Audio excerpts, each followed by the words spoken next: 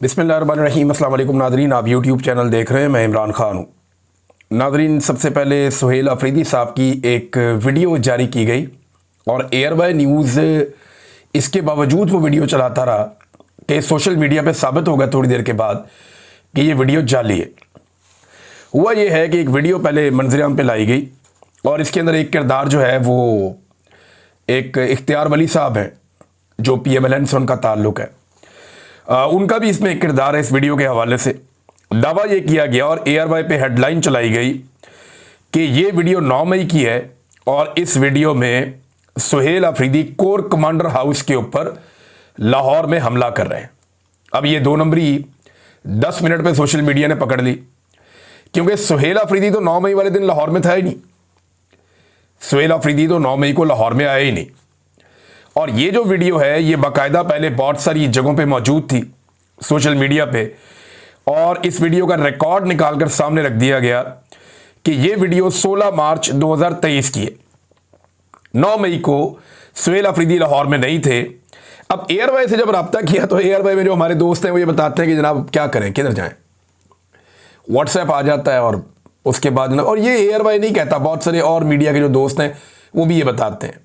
अब मेरे जो पाकिस्तान में दोस्त हैं वो ये क्लेम कर रहे हैं कि उन्होंने जब एयरवाई में रब्ता किया तो एयरवाई के जो लड़के वहाँ काम करते हैं वो कहते हैं हम क्या करें, किधर जाएं।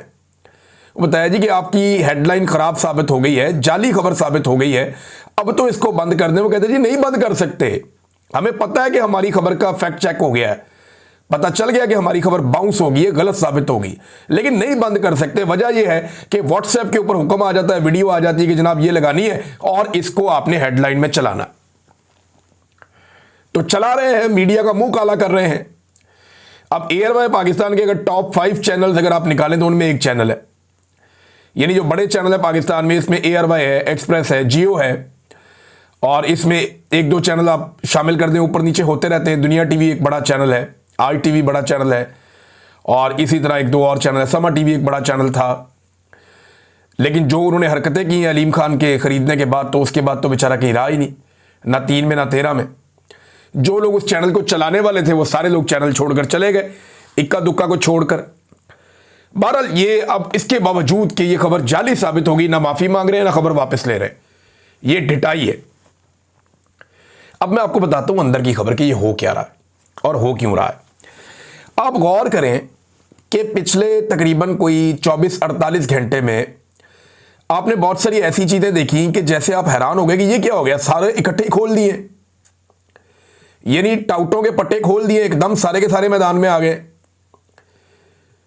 गुज़िश्ता 1 हफ्ते की गेम आप उठा लें, चले, कोई एक नजरिया आ गया, किसी जगह पे कोई एक दूसरी चीज आ गई, कहीं पे सोए हुए बंदों को जगा दिया गया, कहीं पे जो है वो बदतमीजी का तूफान खड़ा कर दिया गया। आप ना अगले 27-28 दिन अब ये तमाशा देखेंगे, क्योंकि ये नवंबर का महीना है, ये आपने याद रखना है। रोजाना आपको नई नई खबरें मिलेंगी, अजीबोगरीब कहानियां आप सुनेंगे, कई स्कैंडल्स बेनकाब होंगे, ऑडियो वीडियो से भी खेला जा सकता है, क्योंकि ये महीना आर्मी चीफ की एक्सटेंशन का महीना होता है, उनकी नौकरी के फैसले का महीना होता है, और ये बड़ा तूफानी किस्म का महीना होता है पाकिस्तान में। जब तक फैसला नहीं होता तब तक ये हर 3 साल के बाद आता है, इसमें आर्मी चीफ को तब्दील होना होता है या उसको एक्सटेंशन मिल जाती है। तो सोशल मीडिया की तवज्जो हटाओ मुहिम इस वक्त जारी है। इसके लिए रोजाना आपको नई खबर, नया नजरिया, नई पार्टी, नई चीजें आपको रोजाना फीड की जाएंगी, तवज्जो भटकाई जाएगी। खवातीन के साथ जो है जिस किस्म का सलूक वो शेर अफजल मरवत ने और वो तलत हुसैन ने, इन लोगों ने जिस किस्म की गुफ्तगू की है, एक खातून सहाफ़ी के बारे में डूब के मर जाना चाहिए इनको, बेशर्मों को। भाई हम सबके घरों में खवातीन है, आप ऐसे तो नहीं कर सकते। अगर आपकी किसी खातून पे आमने सामने बहस हो जाए वो एक अलग बात है, लेकिन आप उसके कैरेक्टर के ऊपर तो इस तरह नहीं कर सकते। मेरी बदतरीन मुखालफत है, मरियम नवाज साहिबा ने बड़ी ज्यादती भी की है, लेकिन इसके बावजूद मैंने कभी उनकी निजी जिंदगी पे एक लफ्ज नहीं बोला हुआ, कभी नहीं बोला मैंने। भाई उनकी पॉलिटिक्स के ऊपर बात करें, आपको उनकी बात पसंद नहीं, आप उसके ऊपर बात करें, आप उनके खिलाफ इस किस्म की घटिया गुफ्तगू नहीं कर सकते। लेकिन ये की जा रही है, उसकी 2-3 वजूहात हैं। एक तो ये है कि ये कैरेक्टर बिल्कुल इररेलेवेंट हो गए, चाहे सहाफत में चाहे सियासत में, कोई इनकी तरफ तवज्जो ही नहीं देता। तो अब ये गंद उछाल के तवज्जो लेना चाह रहे हैं कि जनाब देखिए हम कितने गंदे, हम कितना गंद फैला रहे हैं आपके लिए, हमारी तरफ तवज्जो करें, नजर करम करें। ये इनका रीजन मुझे समझ आता है। तो नाज़रीन, बहुत सारी चीजें आपको जो है ना वो अब बहुत सारे पुराने गुब्बारों के अंदर हवा भरी जाएगी और नवंबर के बाद बतदरीज ये सिलसिला रुक जाएगा। नवंबर के महीने में आपको रोजाना नई नई कहानियां सुनने को मिलेंगी। अभी आप देखें इमरान इस्माइल साहब वो एक के बाद एक टॉक शो कर रहे हैं, सोशल मीडिया पे आ रहे हैं, फवाद चौधरी साहब भी आ रहे हैं। इमरान इस्माइल साहब की अपनी वीडियो है जिसमें उन्होंने इमरान खान साहब को टाटा बाय बाय किया हुआ है कि भाई मैं नहीं आता, अब मैं जा रहा हूं। अब वापस आ गए हैं। और देखें जब उन्हें निकाला गया था तो वो खुशी से तो नहीं गए होंगे, मार मार के सबसे पार्टी छुड़वाई थी। फवाद चौधरी हो, इमरान इस्माइल हो, अली जैदी हो, बाकी लोग हों, असद उमर हो,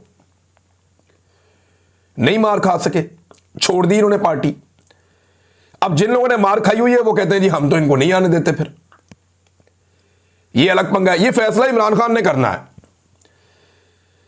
लेकिन देखें ये लोग भी एकदम बहुत ज्यादा मुतहर्रिक हो गए नवंबर के महीने में। मुझे उसके पीछे ना ये इनकी बदनीयत ही नहीं लगती, लेकिन इनको थोड़ा रूम दिया गया। क्योंकि मेरी साथियों से बात हुई कि यार शाह महमूद कुरैशी से मिलना इतना ही आसान है। अभी एक और भी बीमार होकर पहुंचे हैं, मियां महमूद रशीद साहब को भी अस्पताल शिफ्ट किया गया है। क्या इन लोगों को मिलना इतना आसान है? तो जो जर्नलिस्ट है लाहौर में उन्होंने मुझे कहा, उन्होंने कहा जी बिल्कुल आसान नहीं है। जब तक कि आपके ऊपर नजर करम ना हो, आपको मौका ना दिया जाए, आप जाकर नहीं मिल सकते। ऐसा नहीं है कि आप मुंह उठाकर जाएंगे और जाकर आपकी मुलाकात हो जाएगी शाह महमूद कुरैशी साहब से या किसी और से। यह बाकायदा प्लान के तहत होता है और इनको मुलाकात के लिए बाकायदा ऐसा लगता है बुलाया गया था। ये जो जर्नलिस्ट है लाहौर में उनका दावा है। बाकी लोग भी मिलने की कोशिश करके देख ले, वो कह रहे जी हमने कोशिश की है, वहां तो इतना कड़ा पैरा है कि वो ऐसे मिलने ही नहीं देते। लेकिन एक के बाद एक चीज आप सुनेंगे। और एक्सटेंशन की ख्वाहिश जो है ना, हमने इसको नहीं भूलना। एक्सटेंशन की ख्वाहिश एक ऐसी बीमारी है जिसने पाकिस्तान को अंदर से खोखला कर दिया। शख्सियत परस्ती से निकलकर इदारों को प्रोफेशनल अंदाज में चलाने की जरूरत है और इसी से यह मुल्क आगे बढ़ेगा। जब जब पाकिस्तान में मार्शल लॉ लगता है या किसी आर्मी चीफ को एक्सटेंशन मिलती है, पाकिस्तान का बहुत नुकसान होता है। पाकिस्तान हमेशा पीछे चला जाता है। और आज इन्हीं एक्सटेंशनों की वजह से और इन्हीं मार्शल लॉ की वजह से हम पूरे खित्ते के अंदर सबसे पीछे रह गए। और पाकिस्तान का देखें ना, असल में फैसला ही तो आर्मी चीफ का फैसला ही तो असल फैसला होता है। ये जो इलेक्शन होते हैं ना कौमी असम्बली, सूबाई असम्बलियों के, ये छोटा इवेंट होता है। इसमें वो हुक्मरान आते हैं जिनके इख्तियारात बड़े महदूद होते हैं। ये जो आर्मी चीफ की तब्दीली एक्सटेंशन होती है, ये बहुत बड़ा इवेंट होता है। इसमें वो हाकिम आता है जिसके पास सारी पावर्स होती हैं।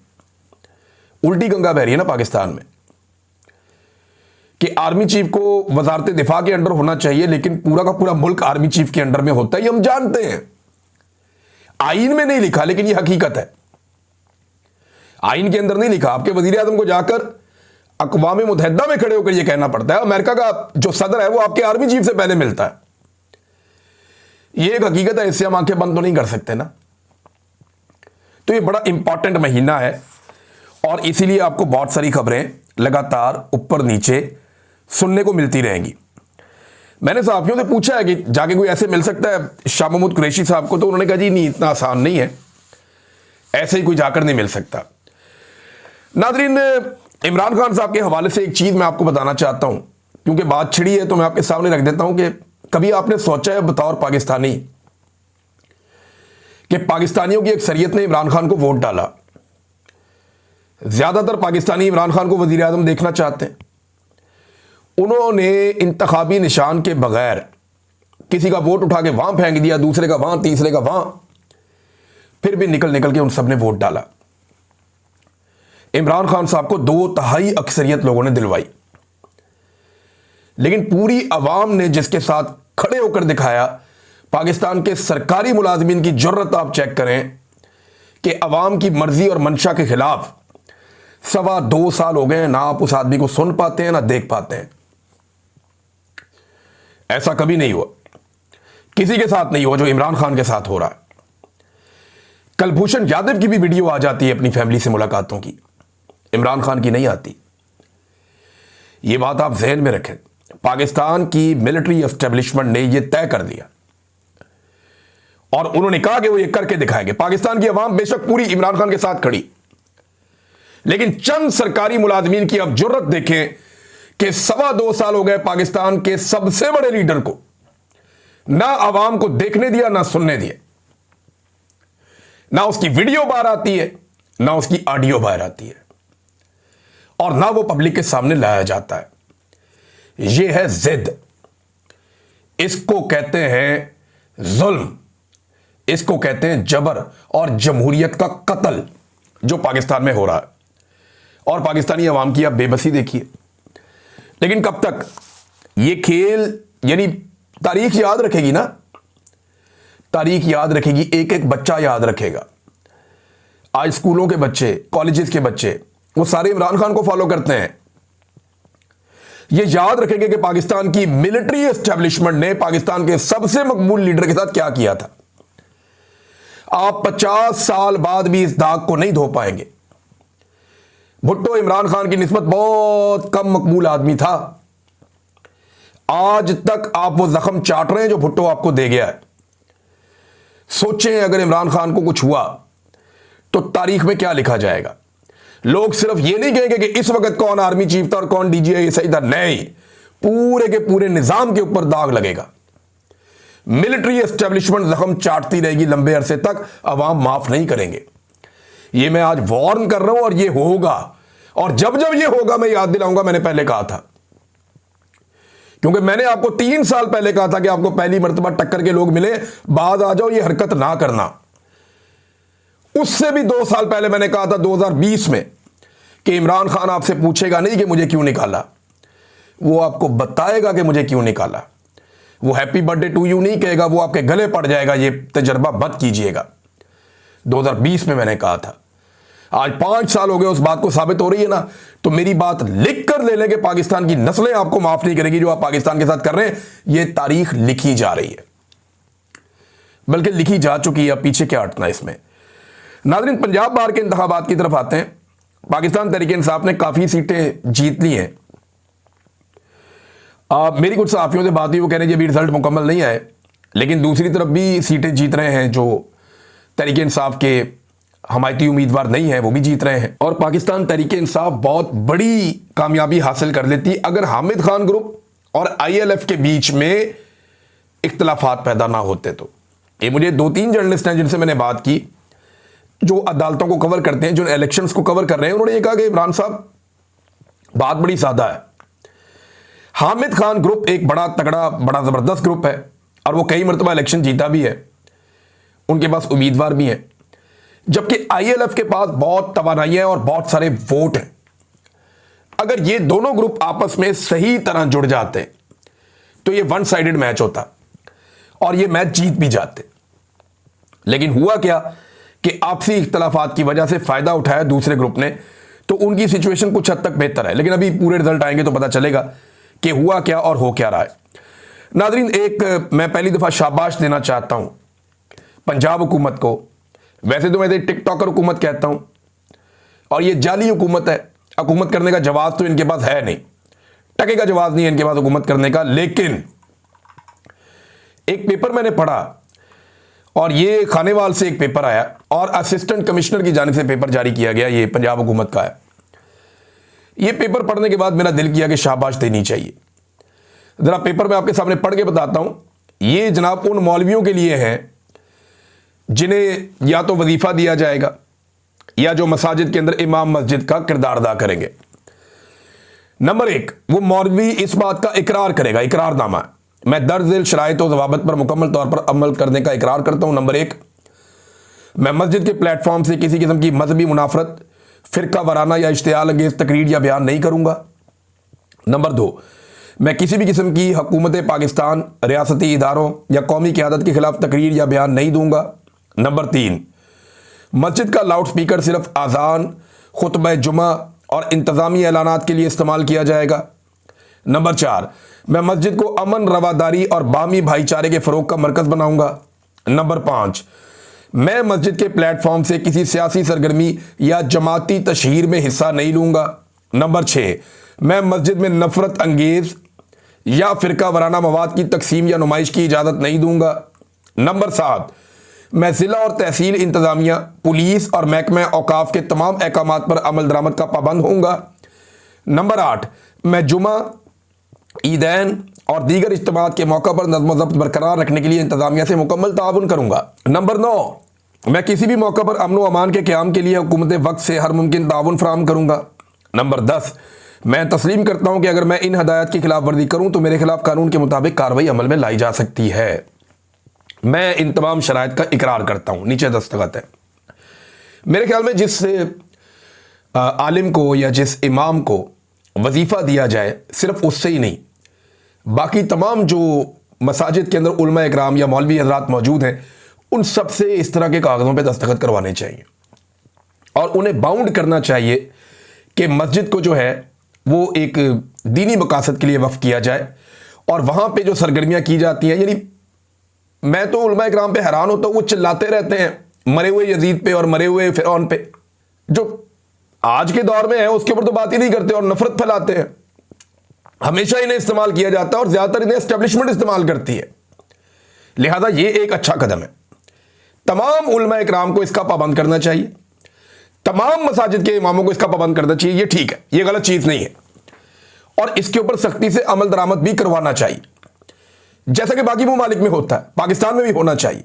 नाज़रीन, हुकूमत पाकिस्तान ने एक और अच्छा कदम उठाया और वो कदम ये है कि चमन और तुरखम बॉर्डर, यहाँ से जो अफ़गान शहरी हैं, जो मैंने आपको बताया था एक ख़बर में कि बहुत बड़े पैमाने पर जमा हो गए हैं, सिर्फ एक ही जगह पे 400 ट्रक खड़े हैं जो भरे हुए ख़वातीन से, बच्चों से, बुज़ुर्गों से, अफ़गानों से, और 3 हफ्ते से ये लोग फंसे हुए थे, ना पीछे आ सकते हैं ना आगे जा सकते हैं। लिहाजा अच्छी बात यह है कि हुकूमत ने इसके ऊपर एक्शन लिया और चमन और तुरखम से जो है अफ़गान शहरियों को अब रवाना कर दिया गया। तो ये एक बड़ी अच्छी खबर है, कम से कम ये लोग अपने घरों को तो पहुंच जाएंगे। लेकिन जो इनकी तजलील हुई है गुज़िश्ता चंद दिनों में, वो बहुत अफसोसनाक पहलू है, वो नहीं होना चाहिए था। नाज़रीन, अब तक के लिए इतना ही। अपना ख्याल रखिएगा, अपने इस चैनल का भी। अल्लाह हाफ़िज़।